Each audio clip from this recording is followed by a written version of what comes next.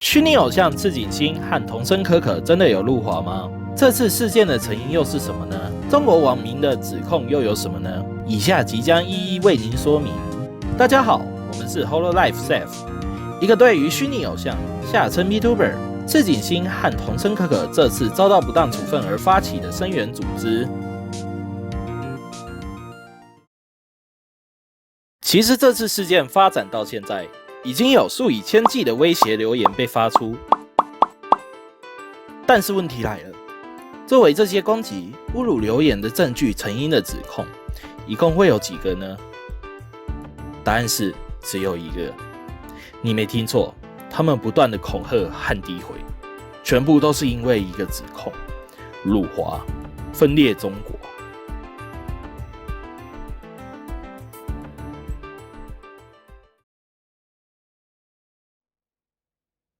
一切都从9月24号虚拟偶像下称 VTuber 赤井星的直播中开始。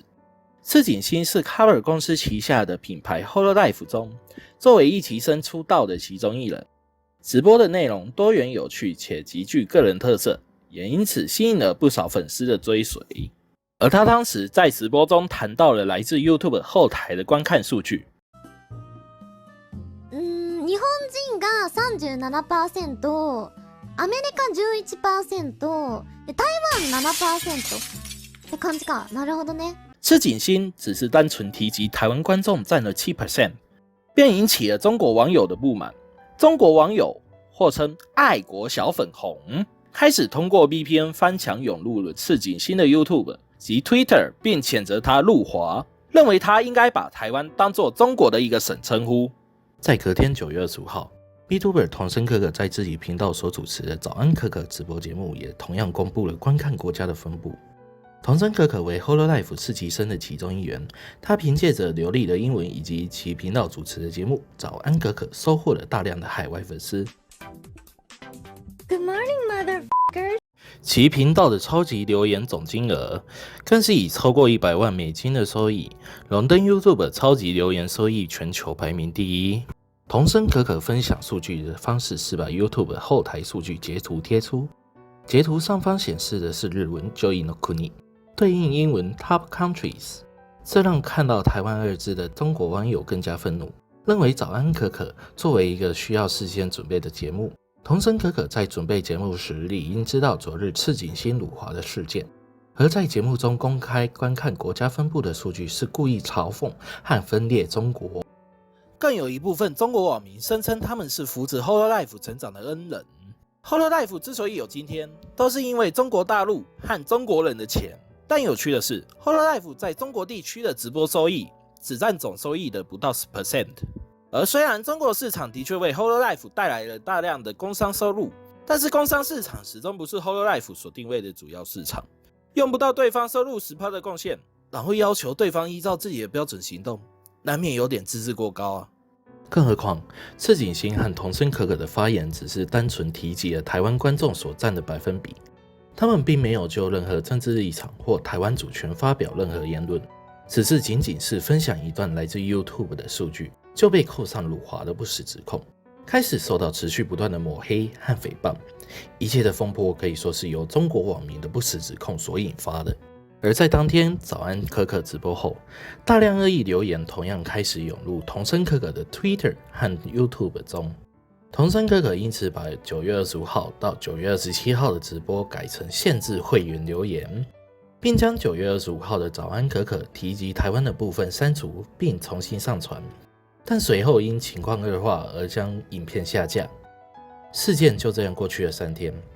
Cover 在这3天并没有为这次事情做出任何的解释和澄清，更加没有在连串的恶意留言和人身攻击中保护旗下艺人。终于在9月27号 Cover 公司就此次事情发布了新闻稿，但新闻稿除了没有为赤井星和桐生可可澄清事件外，更含糊地以旗下艺人发言不当、伤害部分地区观众感情、公开机密数据为理由，对赤井星、桐生可可这2名无辜的受害者下达了禁止活动3周至10月19号的处分。同日 ，Cover 在中国影片平台哔哩哔哩发布了另外一份声明，在没有提到事件经过之外，更强调 Carver 支持一个中国原则，尊重中国领土完整，会对赤井星和桐生可可再教育。更晚发出的声明更表示艺人没有充分认识他们的立场。这两份内容不一致的声明以及不合理的处理，激发了中国网民的愤怒和世界各地的不满。在9月28日，不满 Carver 的外国观众在英语圈社交软体 Reddit 中发表了大量有关此事件的讨论和抗议留言。这些留言和讨论都迅速的被 Reddit 管理团队中的中国人删除，只有在强调 Love and Peace 的留言被留了下来，因此怀疑是 Carver 想要埋藏本次事件。而除了外国网民在 Reddit 的讨论以及抗议之外，中国则出现了大量针对桐生可可与赤井星的恶意讨论，当中包括阴谋论、人身攻击、肉搜、恐吓。在哔哩哔哩、NGA、贴吧以及多个中国大陆的讨论区，甚至开始出现以 Hololive VTuber 进行无差别攻击为目的的各种地下组织，他们彼此互相串联和订立攻击计划，制造洗版工具，大量传播两位 VTuber 现实的讯息与计划嫁祸给他国观众。这时的 Carver 似乎发现到他们第一份声明对于事件的缓和没有什么帮助，因此在9月29号晚间 Carver 召开了紧急会议，并要求旗下所有 VTuber 暂停当天活动以出席会议。而在会议过后， Hololive 全体成员不再将聊天室放入直播画面中，且台湾、中国、香港、习近平、天安门、新疆、西藏等词语更是先后被禁止在留言中出现。隔天9月30号 Hololive 的官方 Twitter 就本次事件再次发表声明，就9月27号 B 公司发表的官方声明的过程说明，以及 B 公司今后方针等公告，当中内容就包括就9月27号发布了2份内容不一致的声明，造成混乱而致歉。Carver 的董事长谷香元遭进行减薪处分，以及成立委员会于今后处理同类事件等。然而，声明中依旧没有澄清事件的真相，也没有提出保护旗下 VTuber 或对于反制恶意攻击、骚扰、人身威胁和肉搜等危害 VTuber 们安全的具体措施。Carver 更没有表明是否会就非法威胁与现实中的骚扰采取法律行动。这次的声明同样没有解决任何问题，反而以两地文化不同为由，正当化了他们发布2份声明的行为，再次让 Carver 的支持者失望。在 Carver 发表第2份声明后，事情当然并没有就这样结束。在10月1号，在日本对中政策相关国会议员联盟 JPAC 会议当中，会议的其中一位参加者井行教授便以本次的炎上事件来例证了日本企业有出现媚共的情况。除了这次的会议之外，在同一日 Hololive EN 可以把它理解成 Hololive 的外国支部中的 VTuber Gogura 在他的歌唱直播中唱了人中之龙的 Judgment， 并说这首歌是献给可可前辈。 Yes, for Coco senpai. Coco Python。 此举也引起了中国网民的无理谩骂，甚至出现仇恨言论，可见事件的风波还会持续一段时间。我们并不能要求别人保持什么样的感情，有着怎么样的信仰，但是我们作为理性和成熟的网络用户，理应做到承认他人的看法存在和接受不同的情感和想法的存在价值。只是承认这些想法的存在跟放任伤害不断的发生，漠视他人承受的伤痛，这是2回事。我们必须认清哪些行为已经是不负责任的羞辱，甚至是犯罪。愿 Carver 能在最后的最后还真正的受害者一个公道。相信各位看到这里已经对本次的炎上事件有一定的认知了，接下来就谈一下 Carver 本次的事件处理。有趣的是，不管是海外、台湾还是中国的网民，都不约而同的认为 Carver 的公关在这一次的事件上处理很差。那么到底有多差呢？让我们简单的从公关角度解构一下 Carver 这次的危机处理。一般而言，危机处理主要有2个大原则。第一个原则呢，就是迅速着手处理事件；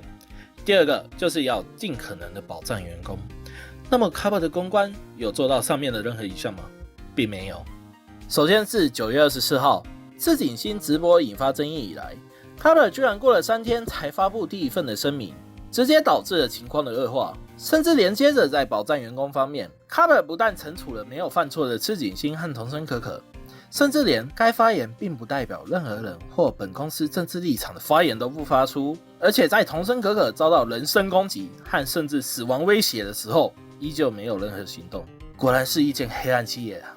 而同时，卡尔作为一间有规模的公司，在处理事情时理应从过去的经验中学习。过去 Hololive 已经经历过大小的风波，类似的事件也不是第一次发生，但卡尔在保护员工这方面依旧一直没有改进。从夜空梅路被骚扰停播，到魔奶阿诺娜被恐吓肉收，再到本次桐生可可甚至受到死亡威胁，